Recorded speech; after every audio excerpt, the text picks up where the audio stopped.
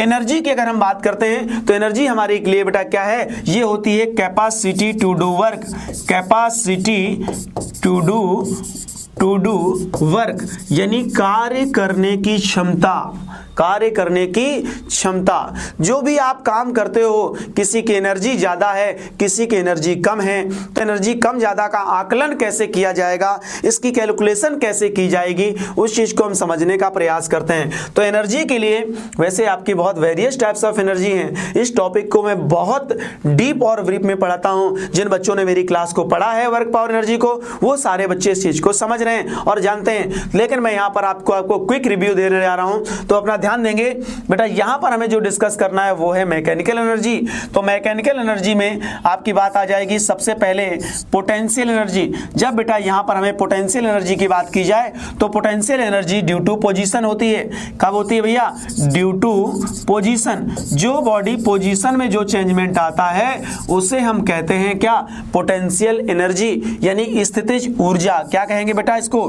स्थितिज ऊर्जा। तो अगर आपको स्थितिज ऊर्जा की कैलकुलेशन करनी है तो आप उस सिचुएशन पर आप क्या करेंगे? निकालेंगे। आपको लगाना है वहां पर mgh। अगर ये गुरुत्व के कारण है तो mgh। कब इसको कब लगाना है? जब ये कारण क्या है? Due to gravity. अगर ये ड्यू टू ग्रेविटी बात की जा रही है तो आपको निश्चित रूप से आपको इसका इस्तेमाल कर लेना है। बच्चों दूसरी बात आपको यहीं पर आपको ध्यान देनी है। अगर आपकी ये एनर्जी, पोटेंशियल एनर्जी की बात कर रहा हूं, अगर आपको U से नोट करते हैं हम लोग जनरली, तो पोटेंशियल एनर्जी अगर आपको U निकालनी है तो बेटा हाफ लगाना होता है। एक फार्मूला हाफ kx²। इसको आपको कब लगाना है? Due to spring. Due to spring.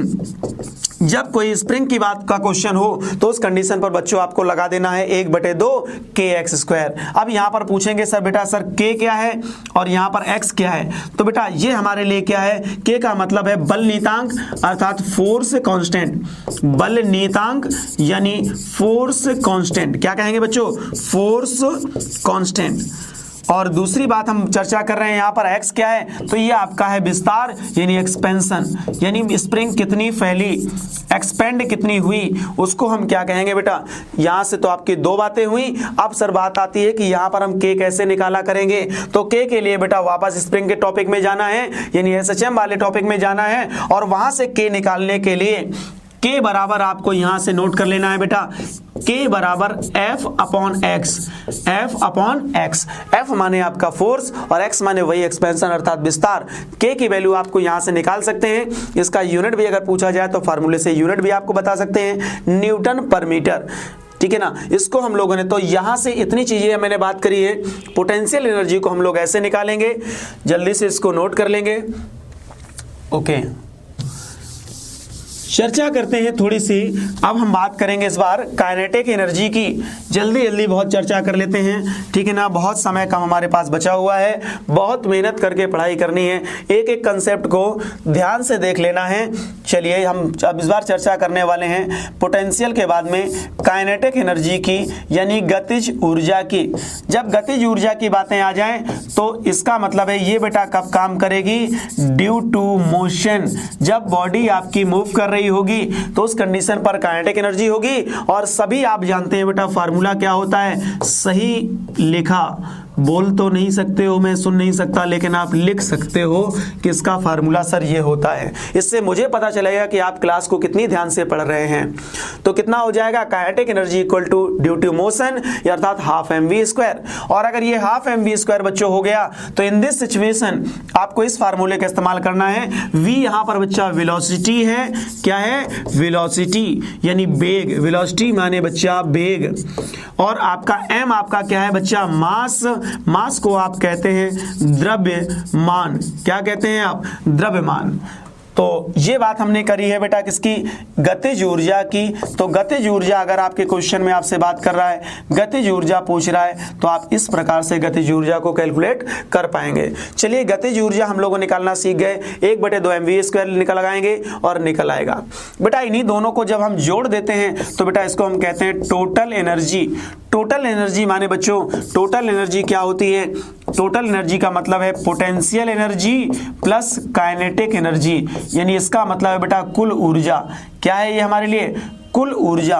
तो कुल ऊर्जा जब पूछे तो बेटा कुल यांत्रिक ऊर्जा आपकी कितनी होगी? टोटल मैकेनिकल एनर्जी का मतलब है potential energy plus kinetic energy, स्थितिज ऊर्जा प्लस गतिज ऊर्जा, इन दोनों को जोड़ने के बाद ये टोटल एनर्जी होगी। तो कुल ऊर्जा को आप इस कंसेप्ट से, इस फार्मूले से आप प्राप्त कर सकते हैं। साथ ही साथ बेटा यहाँ पर आपको एक कंसेप्ट को और देख लेना है, उसमें मैंने आपको बताया, यहां पर ध्यान दीजिएगा, रिलेशन बिटवीन काइनेटिक एनर्जी को निकालने के लिए कभी कभी क्वेश्चन आपका इसी प्रकार से लिख के आता है, काइनेटिक एनर्जी एंड पी माने बेटा मोमेंटम। क्या होता है इसका मतलब? मोमेंटम। मैंने बताया है, लॉ ऑफ मोशन का वीडियो मेरा देखें, वहां पर आपको मोमेंटम को मैंने एक्सप्लेन किया है, तो उसको हम लेटर कहते हैं मोमेंटम। तो ये बेटा बात है, ये इसका ये क्वेश्चन महा इंपॉर्टेंट क्वेश्चन है आपके एग्जाम्स के लिए, तो जरूर देखेंगे। एक आपको एक प्यारी सी सुंदर सी ट्रिक बताने वाला हूं, लेकिन पहले अभी आप इस कंसेप्ट को समझें कि मैं क्या बताने वाला हूं। इसका मतलब है बच्चों संवेग। क्या है? संवेग। तो संवेग हमारे लिए क्या? संवेग और गतिज ऊर्जा में क्या रिलेशन होगा, तो इसको आपको ध्यान में देना है बेटा। Kinetic energy K equal to आपको सिंपली याद रखिएगा P स्क्वायर अपॉन 2m। क्या होगा? P square upon 2m। P हमारे लिए क्या है? संवेग है, मोमेंटम है, और m आपके लिए बच्चों क्या है? द्रव्यमान यानी मास है। अब इनके बारे में हम रिलेशन भी जान गए। क्वेश्चन अगर यहीं से आपके लिए P का बन जाता है, किसका? P। चलिए ऊपर वाला बिगाड़ दूं? ओके, आपने कहा बिगाड़ दो सर, मैंने भी बोला बिगाड़ देता हूं। क्या इतनी बातें समझ में आई? हाँ सर, सब कुछ समझ में आया, बड़ा अच्छा लगा, बड़ा मजा आया, लेकिन बच्चों इसको याद हो जाए तब और मजा आ जाएगा, फिर आपका सिलेक्शन हो जाएगा तो फिर मुझे और भी मजा आ जाएगा। चलिए बात करते हैं बिना समय गवाए हुए। मैंने बोला K बराबर P स्क्वायर अपॉन 2m, मतलब यहां से यार ये पता चला कि K जो है डायरेक्टली प्रोपोर्शनल है P स्क्वायर के। क्लियर है कि नहीं? तो यहां से आपका इंपॉर्टेंट कंसेप्ट बनता है। क्वेश्चन पूछता है कि सेकंड कंडीशन पर काइनेटिक एनर्जी क्या होगी। आप इस वाले कंडीशन को आप अप्लाई करिएगा, P2 अपॉन P1 पूरे का होल स्क्वायर। डायरेक्टली आप K2 को यहां से जनरेट कर पाओगे। चलिए सर ठीक है, तो हम इस प्रकार से काइनेटिक एनर्जी अगर गिवन हो तो मोमेंटम निकाल सकते हैं, और मोमेंटम पता हो तो काइनेटिक एनर्जी को निकाल सकते हैं। मैंने बताया था K बराबर P स्क्वायर अपॉन 2m, तो इसी बात से ऐसा भी तो हो सकता है, अगर आपसे P की बात की जाए तो ये हो जाएगा under root 2mk, under root 2mk, जहां पर P फिर मैं बात कर रहा हूं वही आपका संवेग है, वही आपका मोमेंटम है। K का मतलब बेटा बिल्कुल ना भूलें, ये आपकी वही गतिज ऊर्जा है, प्यारी वाली गतिज ऊर्जा। कौन सी ऊर्जा? गतिज ऊर्जा। समझ में आया बच्चों की नहीं आया? मेरे छात्रों थोड़ा सा ध्यान से देखेंगे। अब इससे यहां से क्या रिलेशन बन के आया? यहां से रिलेशन ये बन के आया कि सर P प्रोपोर्शनल होगा अंडर रूट K के for a same body. Same body means mass will constant, mass को कांस्टेंट होना चाहिए, तभी हम ऐसा लिख पाएंगे। तो इस बात को आप ऐसा भी कह सकते हैं कि P2 upon P1 are equal to root K1 upon K2 upon K1। क्या हम कहेंगे? K2 अपॉन K1, क्योंकि आप यहां से क्या था, ये K के बराबर, तो आप इसको आप इस प्रकार से कह देंगे कि K2 अपॉन K1। यहां से अगर मोमेंटम आपको सेकंड वाला प्राप्त करना हो या कितने गुना हो जाएगा, जैसे क्वेश्चन कहता है कि काइनेटिक एनर्जी को 4 गुना कर दिया जाता है। काइनेटिक एनर्जी को कितना? अगर मैंने कह दिया कि 4 गुना कर दिया जाता है, तो भैया K अगर 4 गुना हो गया, ये आपके लिए अगर हमारे लिए कितना है? 4 गुना हो जाता है। तो अगर आप क्वेश्चन ने पूछा मोमेंटम कितना हो जाएगा, तो निश्चित रूप से 2 गुना हो जाएगा, 4 का रूट 2। तो सिंपली इस प्रकार से आप ऐसे प्रश्नों को जवाब ओरल ही जवाब दे पाएंगे। अब कभी कभी क्वेश्चन जो महा इंपॉर्टेंट ट्रिक आने वाली है, सर जल्दी बताइए, सस्पेंस में मत रखिए। तो हम बात कर रहे हैं बच्चों किसकी? ट्रिक की। तो ट्रिक आपको क्या याद रखनी है? ट्रिक में आपको ध्यान में रखना है क्या लगाना? अगर उसने कह दिया संवेग में परिवर्तन इतने % होता है, तो काइनेटिक एनर्जी में कितने परसेंट होगा। तो जब इस प्रकार का क्वेश्चन आपके गतिज ऊर्जा में इस प्रकार इतना परिवर्तन होता है तो संवेग में कितने प्रकार का होगा। तो जब इस प्रकार का क्वेश्चन आपके पास होता है तो एक तो मैंने आपको डायरेक्टली फार्मूला बता दिया है, फार्मूला आपको वही याद रखना है। तो ऐसी कंडीशन पर जब आपसे बात करता है तो फार्मूला अभी हम लोगों ने लिखा था k बराबर कितना होता है p²/2m। तो 2m हमारे लिए बच्चों यहां पर कैसा है, कांस्टेंट है, तो इसका मतलब k प्रोपोर्शनल था p²। तो बच्चे क्या करते हैं, अगर क्वेश्चन ने बोल दिया कि यदि संवेग, क्वेश्चन क्या हो गया, यदि संवेग, बच्चों क्या बताया मैंने, यदि संवेग 10% बढ़ जाए, कितना हो जाए, 10% बढ़ जाए, तो आप क्वेश्चन कहेगा तब संवेग माने मोमेंटम, तो काइनेटिक एनर्जी गतिज ऊर्जा कितने परसेंट बढ़ जाएगी, निश्चित रूप से बढ़ेगी, कितने परसेंट बढ़ जाएगी, इंक्रीज हो जाएगी।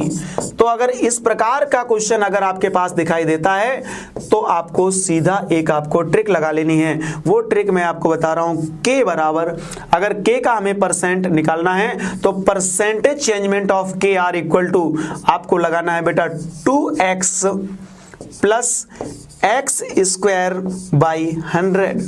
डायरेक्टली इस ट्रिक का इस्तेमाल करना है और सीधे आपको आंसर तक पहुंचना है। क्लियर है, कोई फार्मूला नहीं, कोई लॉजिक नहीं, कोई फंडा नहीं। 2x का मतलब है, x माने है मोमेंटम, तो ये हमारे लिए यहाँ पर x की बात कहा है, तो x का मतलब 10 दूनी 20 और इसका स्क्वायर किया तो बच्चा कितना आया 100, 100 में 100 का डिवाइड किया आया 1, तो आंसर कितना हो गया 20 + 1। सो योर आंसर इज, आप समझ गए होंगे, 21% इंक्रीज हो जाएगी। तो इस प्रकार का अगर क्वेश्चन आता है तो आपको ऐसे, ये डायरेक्ट ट्रिक है आपकी, डायरेक्ट में आप इस प्रकार से इस्तेमाल करेंगे, ऐसे क्वेश्चंस को आप लगाएंगे, कोई दिक्कत वाली बात, बाकी कंसेप्ट आपके पास एकदम क्लियर रहने चाहिए। तो क्लियर है बेटा, बहुत सुंदर, बिल्कुल क्लियर है, आप लोग बड़े समझदार लोग लग रहे हैं। चलिए, तो इन ट्रिकों की सहायता से मुझे जरूर लगा है कि आपको इन ट्रिक्स जो मैंने अभी आपको बताई इनसे आपको सहायता मिलेगी, मदद मिलेगी, क्वेश्चंस आपका इससे जरूर आने वाला है, क्वेश्चन को एकदम क्लियर करेंगे। तो मैंने अभी, हम लोगों ने सबसे पहले जाना वर्क, फिर जाना पावर और उसके बाद जाना एनर्जी। तो जब तक जितनी ट्रिकें पढ़ी हैं, जब तक हम इनका प्रैक्टिकल नहीं कर लेते हैं तब तक हमें पूर्णतया से मजा आने वाला नहीं है, लेकिन वो मजा आपको लेना होगा अगले वीडियो में। तो मिलते हैं अगले वीडियो में फिर पूरी एनर्जी के साथ, वर्क, पावर, एनर्जी। जय हिंद बच्चों।